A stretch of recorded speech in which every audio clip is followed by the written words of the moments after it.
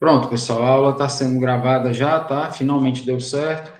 Peço desculpas aí pelo transtorno. Eu agendei pela conta da UFESA, que não dá mais direito à gravação, né? Eu agora só consigo gravar se eu acessar pela minha conta particular, devidamente pago, né? Para ter o direito de gravar, certo? Então, vamos já começar aí. Só fazer aqui uma anotação. Pessoal, espero que estejam todos bem aí. A aula já está sendo gravada. Antes da gente começar, vou só fazer algumas observações que provavelmente vocês devem ter interesse, que é o seguinte: a aula passada, a última aula que foi postada, ela tratou e ainda não foi finalizado o assunto sobre as sociedades limitadas, que, na minha opinião, é o tipo de organização empresarial mais importante que existe, tá certo? Foi justamente a da aula passada nós começamos e vamos finalizar agora. Essa aula foi postada na quinta-feira passada.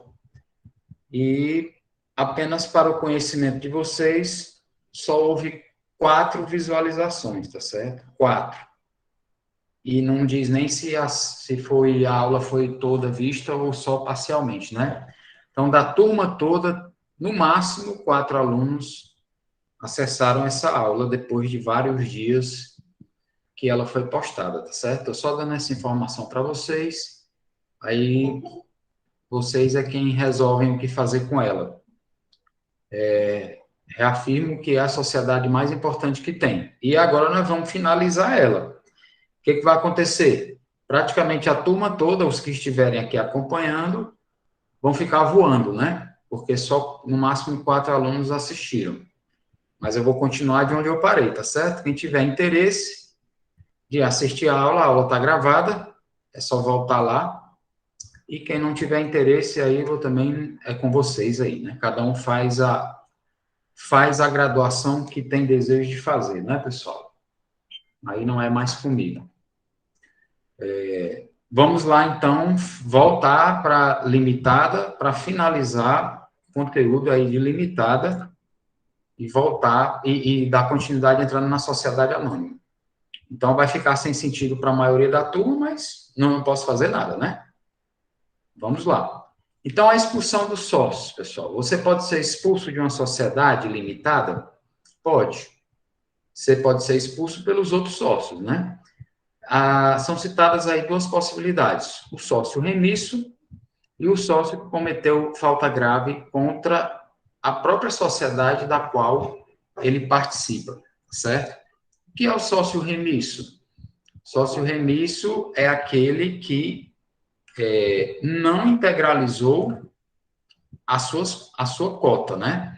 Ele assinou o contrato social dizendo, por exemplo, que ia contribuir com 30% do capital social, ou seja, ele ia tirar aqueles 30%, vamos supor, que equivale a 10 mil reais, que ele ia tirar os 10 mil reais da conta dele e passar os 10 mil reais para a conta da empresa dele, da qual ele é sócio. E ele nunca fez isso. Se ele nunca fez isso, o que acontece? Ele está devedor para a própria empresa. A empresa precisa do capital para funcionar e ele é sócio, mas ele não deu a parte dele para a sociedade. Isso, além de deixar a sociedade sem o capital que ela precisa ter, deixa o sócio na condição de remisso, ou seja, de devedor, e faz com que todos os sócios fiquem com a responsabilidade ilimitada, conforme já foi explicado na aula passada, e quem quiser entender o que significa, volta lá.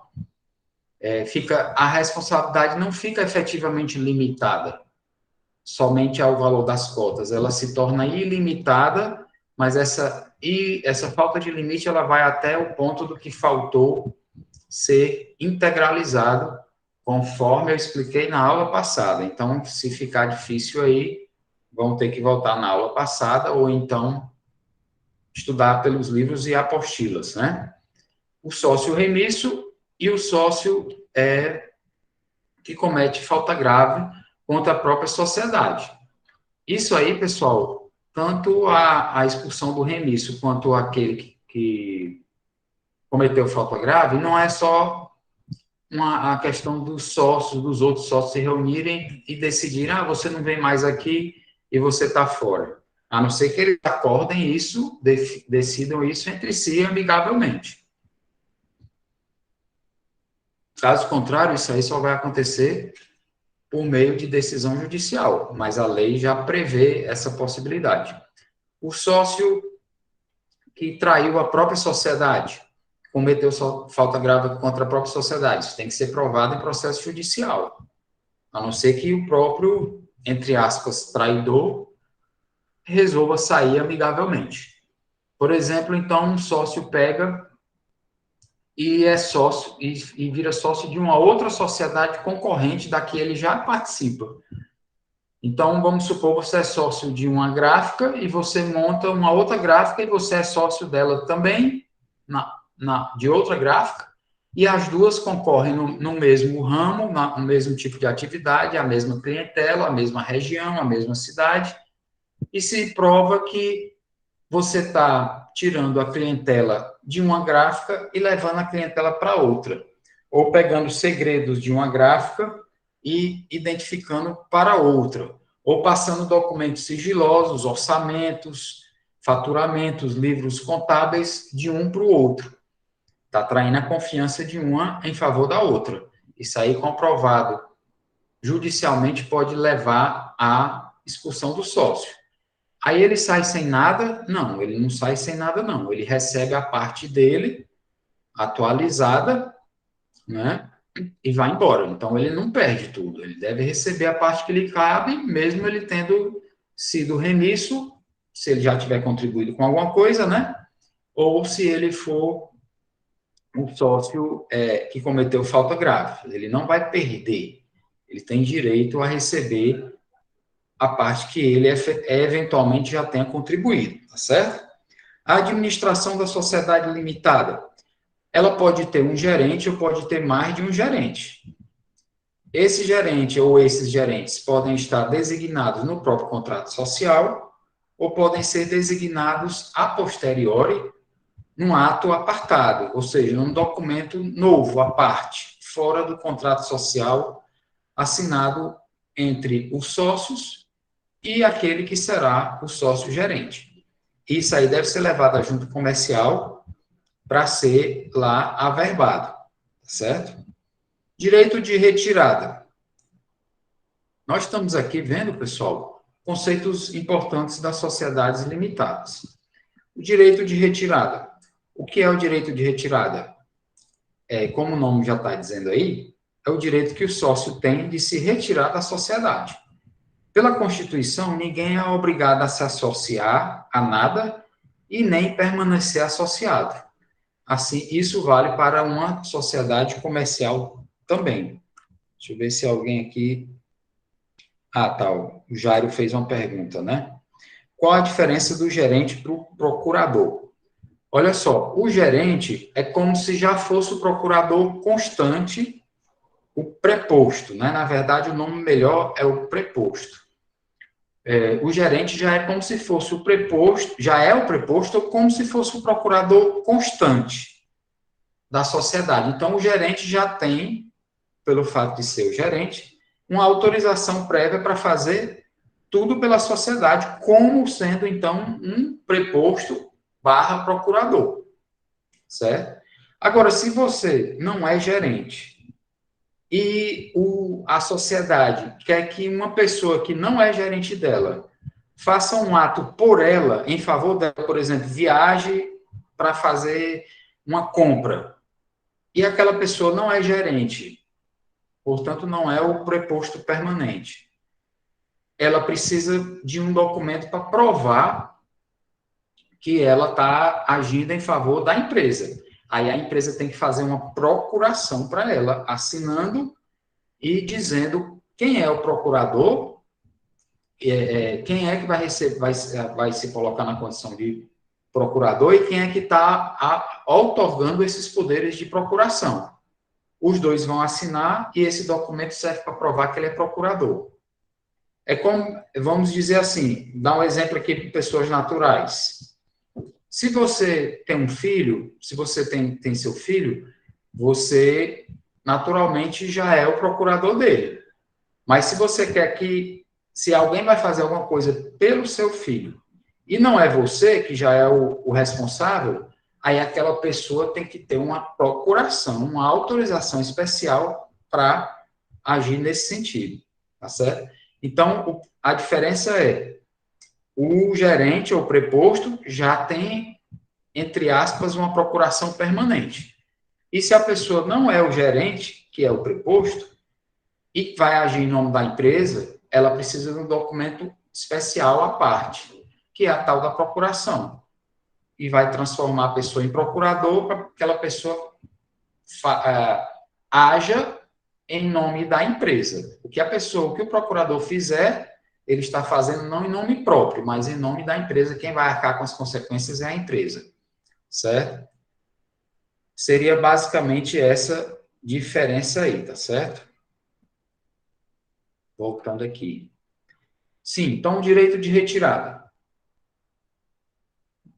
Direito de retirada, pessoal, é o direito que o sócio tem de dizer que não quer mais ser sócio. Ele quer dizer, olha, eu não quero mais ser sócio. Só que o direito de retirada, ele é um pouquinho diferente do direito de simplesmente sair. Porque o direito de retirada, ele ocorre em situações específicas. Já o direito de sair, ele ocorre em qualquer situação, não existe nenhuma especificidade. E qual é a diferença do direito de simplesmente sair para o direito de retirada?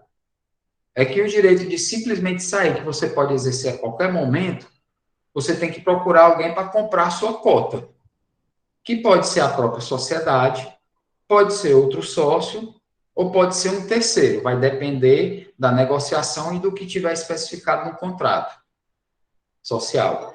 Já o direito de retirada, está chegando alguém aqui, deixa eu ver. Já o direito de retirada, ele é mais específico. O sócio vai ter o direito de retirada, que é o direito de sair, e a sociedade é obrigada a comprar parte dele. Ela não compra se quiser, ela é obrigada. Então, é mais fácil para o sócio sair, porque ele já tem um comprador certo. Quem é o comprador certo? A própria sociedade vai ter que restituir o valor atualizado da cota dele para ele poder ir embora. Quando é que o sócio pode exercer o direito de retirada? Nessas situações específicas que estão aí na apostila. Tem aí 3. Pelo menos essas 3. Modificação do contrato. Então, vamos supor, tem 3 sócios. E 2 resolveram mudar o contrato e agora vão mudar, dentro do contrato, vão mudar o objeto da sociedade. Não é mais fabricar papelão. Agora é fabricar papel higiênico. Aí um dos sócios disse, não, eu não concordo com isso, eu quero continuar como fabricante de papelão, que foi o motivo inicial da minha entrada. Aí os outros 2 sócios, tendo maior parte do capital do que esse que está inconformado, dizem, não, mas nós vamos mudar. Aí, então, aquele que está insatisfeito pode pegar e dizer, então, ok, vocês mudam, mas eu vou exercer o meu direito de retirada da sociedade. Então, eu vou sair e vocês vão me pagar a minha cota atualizada e ele vai embora. Aí, quem é que vai pagar? Ele vai ter que procurar um comprador? Vai ter que sair ofertando? Vai ter que pedir a outro sócio que compre? Não. A própria sociedade vai ter que pagar a cota dele. Ele sai e a sociedade vai ficar com 2 sócios no lugar de 3 e poderá depois aumentar para 3 de novo, ou 4 ou 5, quantos queira. Não é isso? Então, um exemplo aí, modificação do contrato, fusão, porque se você vai juntar uma sociedade com outra, sociedade A com sociedade B, para formar a sociedade C, pode ser que algum sócio não queira se associar àquela outra sociedade, aí ele exerce o direito de retirada. Incorporação é quando uma sociedade que já existe vem e engloba outra que já existia também. Aquela que foi englobada some e a que incorporou a que foi incorporada fica maior. Aí vamos supor que eu estou numa sociedade que vai ser incorporada por outra, mas eu não quero trabalhar, não quero ser incorporado. Não quero participar dessa outra sociedade que vai comprar aquela da qual eu participo. Eu não quero, por qualquer motivo eu quero ficar na que eu estou, mas a que eu estou vai ser toda incorporada, toda comprada pela incorporadora.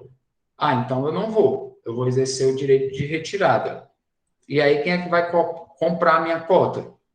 A própria sociedade que vai ser incorporada vai me pagar a minha cota em valores atualizados, conforme cálculos contábeis de acordo com os demonstrativos, o balanço patrimonial que a empresa deve ter, certo? Então, aí nós explicamos esses 3 modelos básicos do exercício do direito de retirada, ok? Passando aí para frente. A extinção da sociedade. O professor já está falando da extinção da limitada? Vou repetir, pessoal, porque teve um bocado de gente que entrou agora depois do que eu já falei. Nós estamos já finalizando a limitada. A limitada foi vista na aula passada. Tá lá, pessoal, é só assistir a aula. Só 4 pessoas assistiram a aula da quinta passada. Foi a última aula, tá com vários dias, né? Então, por isso que já está finalizando. Extinção da sociedade. Ela ocorre por 3 etapas aí. A dissolução, aí a segunda bem aqui na frente, ó, a liquidação, e a última é a partilha. Vamos olhar aqui o que é a dissolução. Dissolução, como o nome está dizendo aí, pessoal, é se dissolver, é se acabar, né? É se extinguir. A dissolução pode ocorrer por vários motivos. Vamos olhar o primeiro aí. Por vontade dos sócios. É simples, né? Sócios não querem mais manter aquela sociedade por qualquer motivo e eles acordam entre si que vão falar com o contador para pagar todas as dívidas, todos os tributos, todos os credores, pegar todas as certidões negativas, dar baixa em todos os órgãos onde tem que ser dado baixa e na junta comercial e finalizar a existência da empresa. Porque eles querem, só por isso. Por decurso do prazo de duração, item 2. Pessoal, geralmente uma sociedade empresarial, ela é criada com prazo certo de existência ou com prazo indeterminado? Geralmente é com prazo indeterminado, né? Mas ela pode ser criada com prazo determinado, por exemplo, a sociedade vai existir por 2 anos, por 3 exercícios, do ano tal ao ano tal. Isso é possível? É. E aí, quando chegar ao final do prazo, se não for renovado, ela vai ser dissolvida. Ela pode ser renovada o prazo? Pode. Antes de chegar ao final, modifica-se o contrato social, dizendo que o prazo agora o prazo novo é o prazo X, ou que agora ela não tem mais prazo, agora ela é por prazo indeterminado. Mas pode acontecer essa hipótese do item 2 aí. Por falência. Falência é um processo judicial que, se a empresa não conseguir se recuperar judicial ou extrajudicialmente, ela elabora um plano, ela está em dificuldades, ela elabora um plano para tentar se salvar, bota o plano em prática e, ao final do plano e do prazo desse plano, ela não conseguiu se salvar, não conseguiu saldar, solver os seus créditos, suas dívidas. Aí ela vai realmente entrar em falência. E falência é o quê, pessoal? Falência é um processo judicial exclusivo para as empresas, e nem todas as empresas, que faz com que a empresa deixe de existir. A falência pega todos os ativos da empresa, transforma em meio de pagamento líquido, ou seja, liquida, paga todos os credores, sejam eles públicos ou privados, e no que sobrar, se sobrar, divide para os sócios, e depois será... Aliás, no caso da falência, provavelmente não vai sobrar, vai faltar, né? E aí a empresa deixa de existir, mas é um processo judicial que finaliza a existência de uma empresa. A falência não é um assunto muito grande, certo? Específico, e não faz parte dessa disciplina.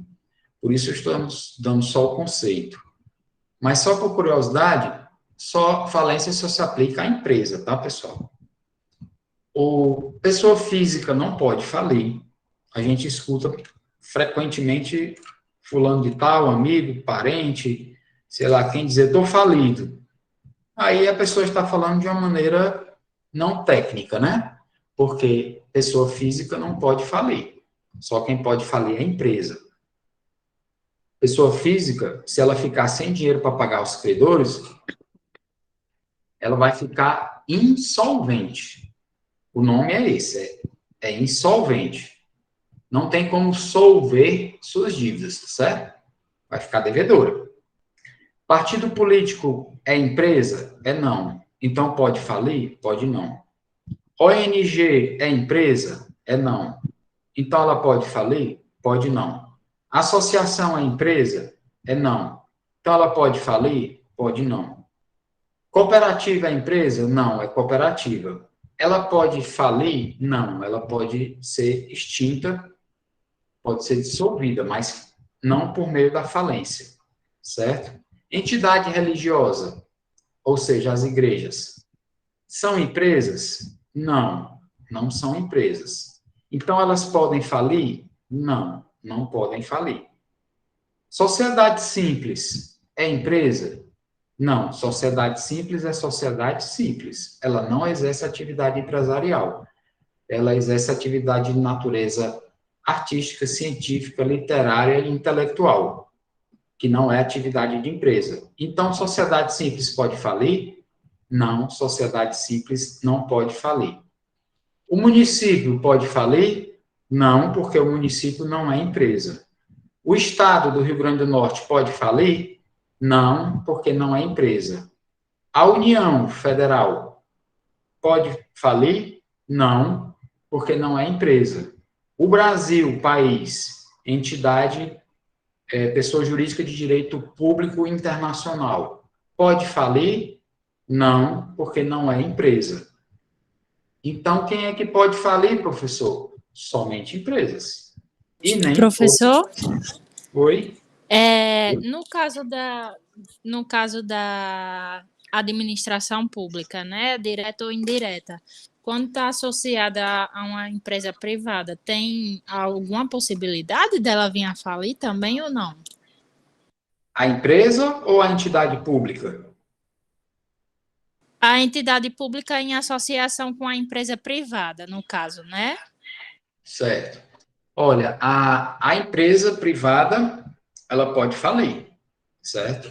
Mas a administração pública, ela não se submete ao processo de falência. Simplesmente não, nenhuma entidade de direito público, ela pode se submeter à falência. Não só faltou uma que eu esqueci de dizer. Fundação. Fundação é empresa? Não, fundação é fundação. Não é empresa. Então, fundação pode falir?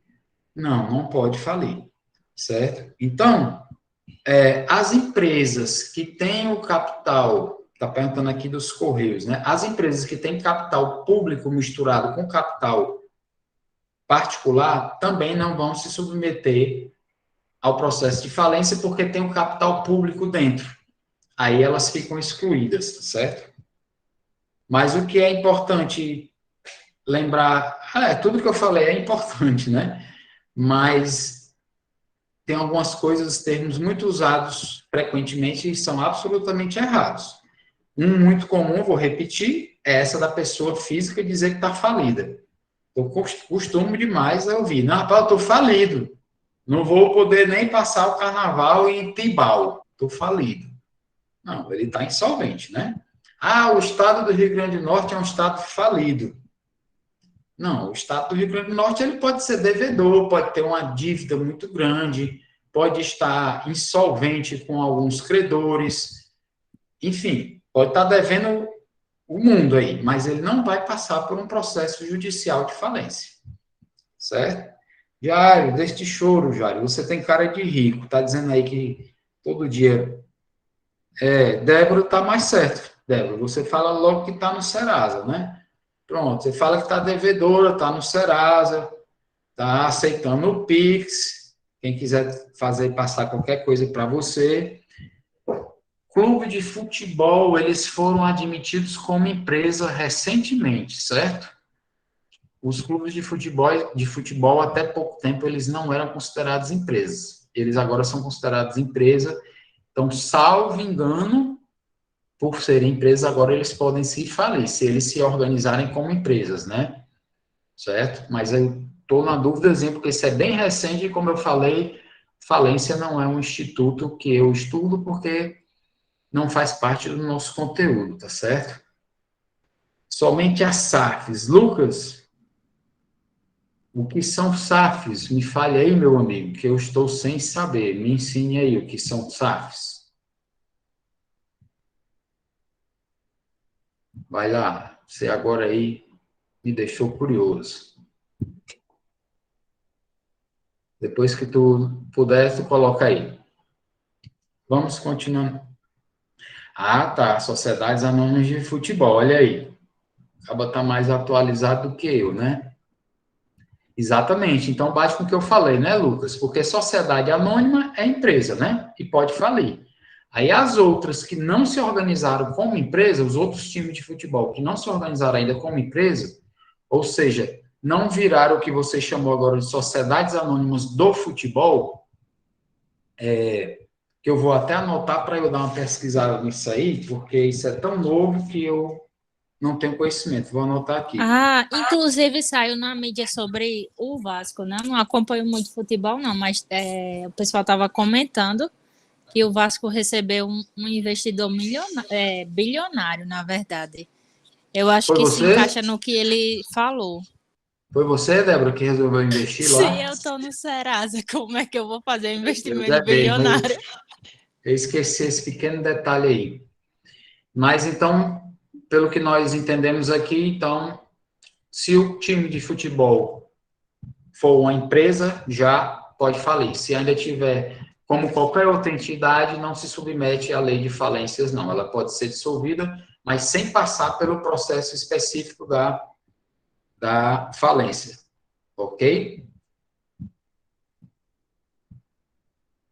Ok. Vamos lá. Continuando aí. Irrealizabilidade do objeto social. Olha aí que nome bonito para vocês dizerem quando estiverem depois de tomar 1 litro de vodka, no sábado à noite, né? Lucas está dando aqui umas informações. Segue as mesmas regras, mas no caso do clube segue existindo como associação, mas o controle de futebol passa para a empresa. Eu vou dar uma pesquisada sobre isso aí. Eu realmente não tenho conhecimento ainda não. Obrigado pelas informações, viu, Lucas, e os outros aí que colaboraram.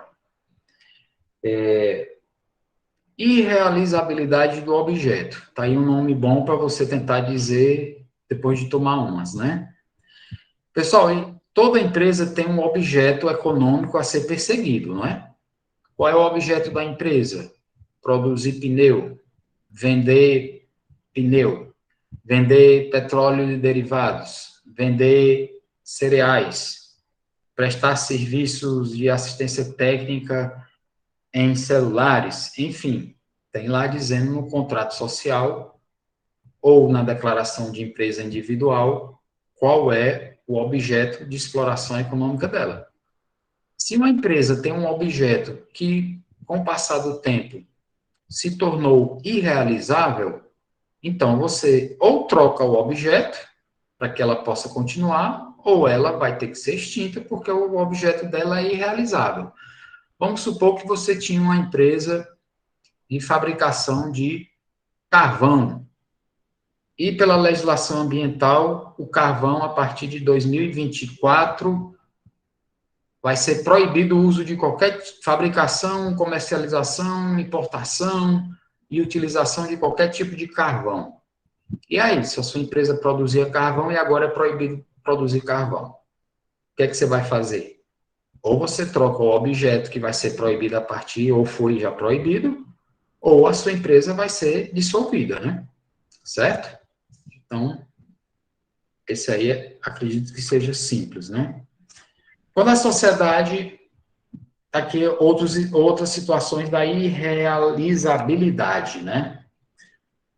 Além dessa daí. Quando não tem mais interesse, ou foi proibido o objeto dela, ou quando os sócios estão brigando, estão em dissenso, que não tem condição de continuar, quando não há capital suficiente para ela dar continuidade, para ela ter continuidade.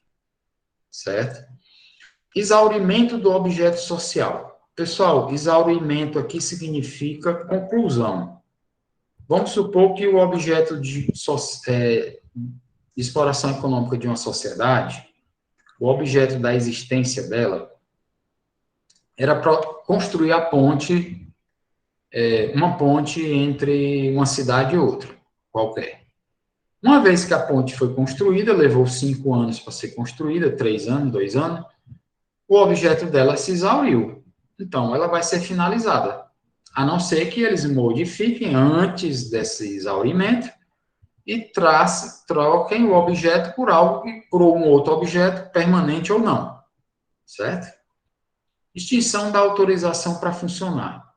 Vocês sabem que toda empresa precisa de um número de autorizações para funcionar, nem que seja pelo menos o alvará. Mas, dependendo da empresa, vai ter autorização da Polícia Federal, do Exército, da Prefeitura, da Vigilância Sanitária, dos bombeiros, e assim por diante. Se aquela autorização para funcionar, por qualquer motivo, se venceu e não foi renovada, ou foi até mesmo cassada dentro da sua vigência, e a empresa, se não conseguir sair dessa situação, ela não pode mais funcionar. Senão ela vai ficar funcionando sem aquele alvará, sem aquela autorização. E aí, então, ela vai correr o risco de ser sancionada, de ser lacrada, de ser multada, de ter os seus bens apreendidos, o seu imóvel lacrado e aí por diante. Certo? Então, situação também simples, né? Causas contratuais. Vamos supor que aí dentro do contrato social, os sócios colocaram lá que aquela empresa só vai funcionar se ela der lucro líquido mensal, anual, de pelo menos 10% do valor do seu faturamento bruto. Um lucro de pelo menos 10%. Ao mês, ao semestre, ao ano, o que quiserem colocar lá. E passado esse período aí de avaliação, fez-se o levantamento e chegou-se à conclusão de que não houve a satisfação dessa cláusula contratual. Então, vai ter que extinguir a empresa, né? Certo? Isso é do ponto de vista teórico, né, pessoal? Na prática, eu não sei se isso acontece mesmo. Realmente, eu não tenho essa experiência. Como essa disciplina ela é teórica, nós estamos estudando o que tem nos livros, o que tem nas apostilas e o que é teoria. Então, supondo aí que uma empresa se dissolveu por qualquer um desses motivos aí. Se ela se dissolveu por qualquer um desses motivos, depois deverá haver o quê? A liquidação dela. O que é liquidar um patrimônio? Seja de uma pessoa física ou jurídica. O que é liquidar? O que é, hein, pessoal? Vamos ver se alguém... Saldar as dívidas, saldar as obrigações. É um pouquinho depois disso aí. Tá bem pertinho disso aí. Mas isso aí que você falou já é uma fase posterior à liquidação. A liquidação é parecida, mas ainda é um pouquinho antes disso. Alguém chutaria aí o que é liquidar um patrimônio ou um bem? Ela chegou perto aí. Vai lá, povos e povas. Professor, liquidar é quando bota lá as meias, os sapatos, as bolsas pela metade do dobro do preço no shopping. É verdade, isso aí é liquidar mesmo. Mas tá certo, Arthur contribuiu achando que é isso mesmo. Mas olha só, pessoal, liquidar é você pegar um ativo que está imobilizado e se ele está imobilizado, ele tem uma dificuldade de servir como meio de pagamento. Né? Por exemplo, se você tem um carro, um exemplo bem esdrúxulo para ficar... Pronto, o Lucas falou o correto aí. Já deu logo o ponto final. Transformar o ativo em dinheiro. Exatamente. Vamos supor que você é rico, ou a empresa é rica, tem dezenas de imóveis. mas não tem dinheiro no banco para pagar os credores. Tem muito patrimônio e não tem dinheiro no banco. Aí ela consegue pagar os credores dela entregando imóvel? Ah, conseguir consegue, né? Se ele quiser aceitar o pagamento em imóvel. Uma negociação complicada. Provavelmente o imóvel vai ser muito maior do que o valor, vamos supor que o imóvel seja muito maior do que o valor da dívida. E aí, ele vai ter o dinheiro para devolver? Complicado, né? Como é que é uma forma mais fácil de você pagar dívidas? É quando você tem meio de pagamento líquido. O meio de pagamento líquido é dinheiro, seja ele representado por qualquer uma das formas aí que nós sabemos. Seja ele representado em crédito, seja ele em cartão de débito, de crédito, em dinheiro no banco, em dinheiro em espécie. Então, liquidar é pegar o patrimônio, vender para receber o pagamento em espécie e aí sim pagar os credores, certo? Então, liquidar é transformar em dinheiro e pagar é quitar as dívidas. É uma segunda fase, bem pertinho, mas já é um outro momento, né? Liquidar é, então, transformar em meio de pagamento líquido, que é o dinheiro, tá certo? Então, a empresa se dissolveu, vai deixar de existir. Tem que pegar o patrimônio dela e ser todo vendido, não é isso? Aí, nesse processo aí, poderá ser decidido aí, escolhido um liquidante. Diz aí o Código Civil que a sociedade que estiver em processo de liquidação deve ter essa expressão em liquidação no final do nome dela. Eu nunca vi isso em lugar nenhum. Uma empresa tem lá o nome dela normal e no fim vem escrito isso aí, em liquidação. Eu nunca vi, mas está na lei. Eu acho que vocês nunca viram uma empresa com o nome dela e no fim escrito isso aí, né? Mas tem a previsão legal. Por que que você coloca, o Código Civil mandou botar isso aí? Porque você vai negociar com uma empresa que está em liquidação, você sabe que ela está acabando, né? Você sabe que ela está finalizando. Então, você vai vender, você pode até vender para ela, mas você vai vender para ela como? Mas, amigo, eu até lhe vendo, mas é produto para lá e dinheiro para cá. Pagamento à vista em espécie. Não aceito cheque, não aceito pagamento futuro, não aceito... Não, é dinheiro para lá, produto para cá, né? Porque para receber de uma empresa que está em liquidação, o risco ficou muito elevado, não é isso? E aí, então, liquidou o patrimônio, transformou em meio de pagamento líquido, em seguida pagou todos os credores, certo? Aí depois de pagar os credores, sobrou dinheiro. Se sobrou dinheiro, esse dinheiro vai para quem? A empresa se dissolveu. Pagou todos os credores, sejam eles públicos ou privados, e ainda sobrou o dinheiro. Esse dinheiro vai para quem? Para os sócios, os próprios sócios, né? Aí, quanto é que cada um vai receber? Vai pegar o valor que sobrou e dividir conforme a participação de cada um dentro daquela empresa que deve estar especificado no contrato social. Então, partilha é a divisão, é dividir o que sobrou entre os próprios sócios daquela empresa, tá certo? Ok, pessoal? Eu acho que ficou aí, para quem não assistiu essa aula, que eu já vi que foi quase ninguém assistiu, ficou meio ruim a aula de hoje aí, mas eu espero que vocês voltem lá, porque essa sociedade é extremamente importante. E eu dei explicações muito importantes aí na aula que estão gravadas, na aula passada, e são muito, muito, muito importantes mesmo, certo? Chama a atenção de vocês para isso aí. Aí, então, finaliza aqui. Provavelmente vocês ficaram voando aí, mas é só voltar lá. E agora,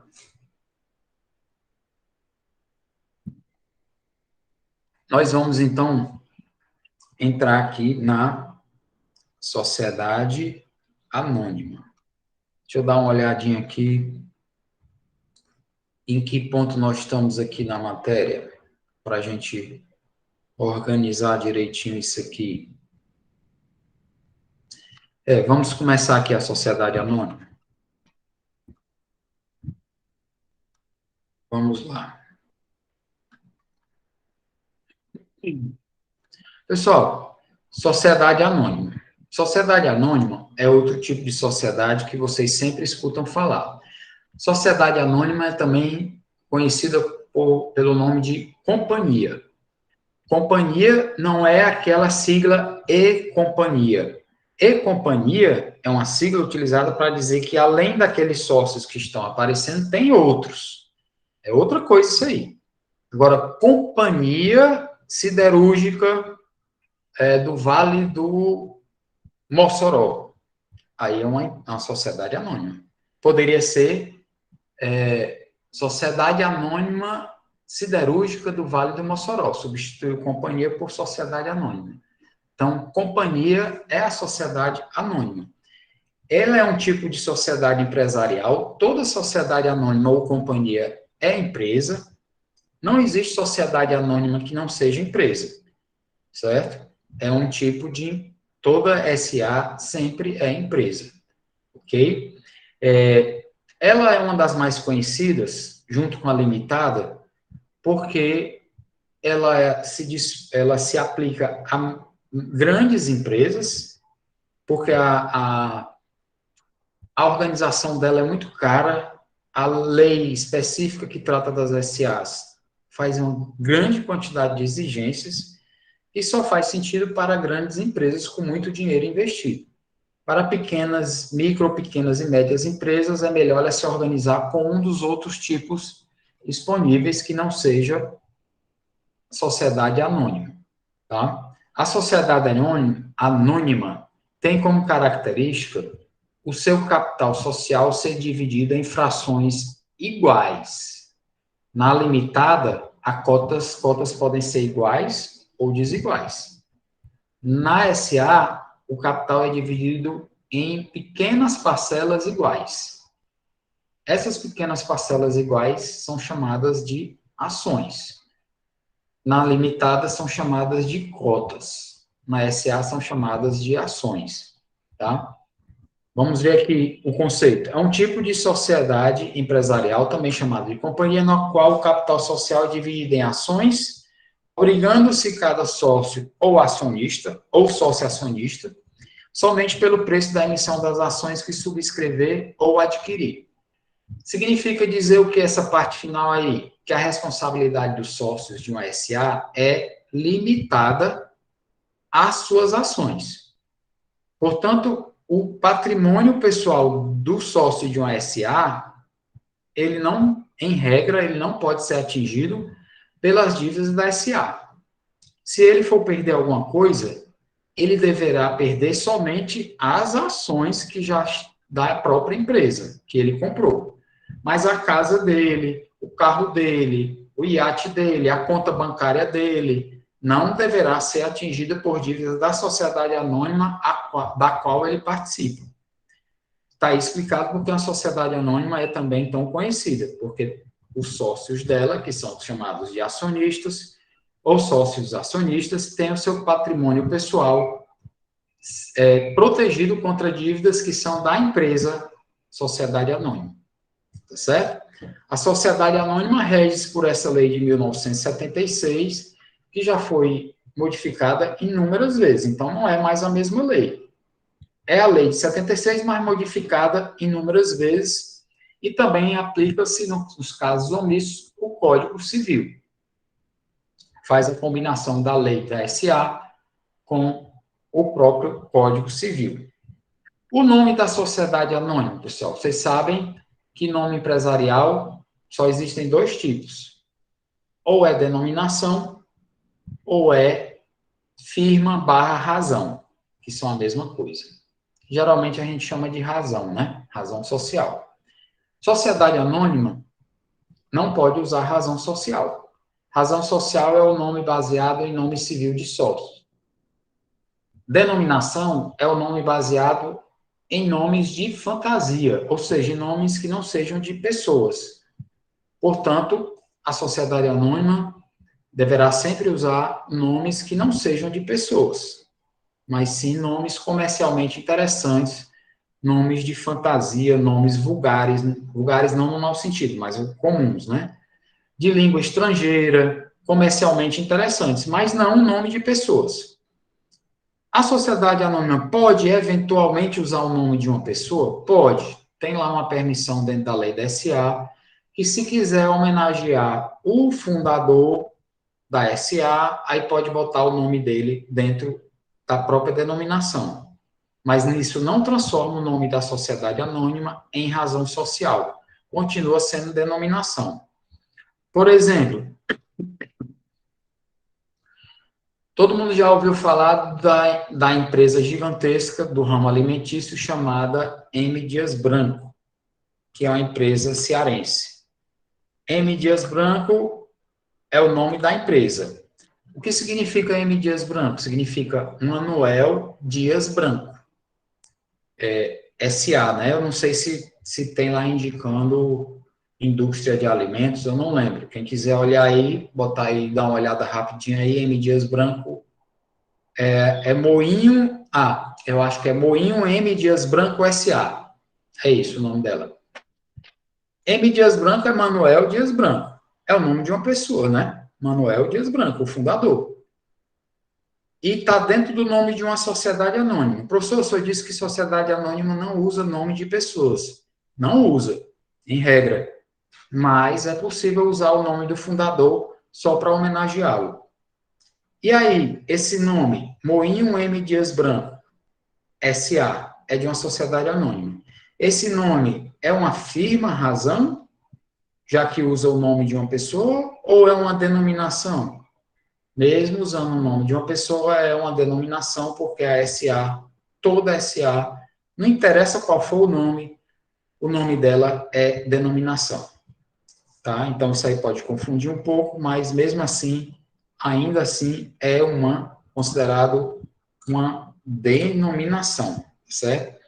Portanto, sociedade anônima pode usar firma, razão social? Não, não pode. A indicação do objeto social é facultativo, Moinho M. Dias Branco indicou que é um moinho, né? Indicou a atividade. Tá certo? Só podem usar, então, nomes de fantasia. O nome sempre será acrescido de sociedade anônima, está aqui na apostila de vocês, ó, por extenso, ou então companhia, por extenso, mas pode botar SA, que é Sociedade Anônima Abreviada, ou pode botar CIA, que é Companhia Abreviada. Então, tem 4 opções, né? Sociedade Anônima por extenso, ou então SA, que é abreviado, Companhia por extenso, ou CIA, que é abreviatura de companhia. Pode usar qualquer um desses nomes aí para indicar que se trata de uma sociedade anônima ou companhia. Se resolver utilizar o nome, a identificação companhia ou CIA, para identificar que se trata de uma sociedade anônima, companhia ou CIA tem que ser utilizado no início do nome empresarial. Agora, se quiser usar SA ou sociedade anônima, por abreviado ou por extenso, pode vir no começo ou no fim da denominação dessa empresa. Professor, não estou entendendo, não. Vamos dar exemplos aqui para ver se melhora. Banco do Ceará SA. Pessoal, isso é uma sociedade anônima? Está aí escrito SA. Qual é a atividade? Bancária. Banco do Ceará SA.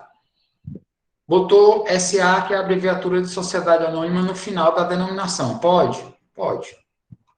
Banco do Ceará, sociedade anônima. Botou sociedade anônima por extenso no final da denominação. Pode? Pode. SA, Banco do Ceará. Botou sociedade anônima abreviada no começo da denominação. Pode? Pode.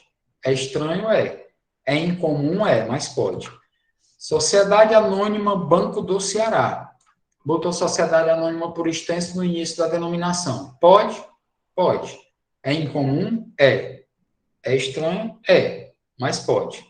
Agora, companhia... Sim, aí botou CIA Banco do Ceará. Botou CIA, que é a abreviatura de companhia, no começo da denominação. Pode? Pode. Companhia, por extenso, Banco do Ceará, no começo da denominação. Pode? Pode. Agora, se quiser botar CIA, ou companhia. Aqui no final da denominação, como tem nesse exemplo aqui, ó, Banco do Ceará, CIA, aí não pode. Ou Banco do Ceará, companhia, aí não pode. Por que que não pode? Para não confundir com aqueles nomes empresariais que usam a sigla e companhia, que nós já explicamos ontem. E tá aí, ó, e companhia, tá na apostila de vocês. É para não confundir, porque e companhia aqui não quer dizer que é uma sociedade anônima, não. E companhia aqui quer dizer que tem outros sócios dentro dessa razão social, além dos que já botaram o seu nome lá. Está explicado por que não pode, certo? Pessoal, a responsabilidade dos sócios da sociedade anônima, nós já falamos, né? A responsabilidade é limitada ao valor das ações, depois de integralizadas.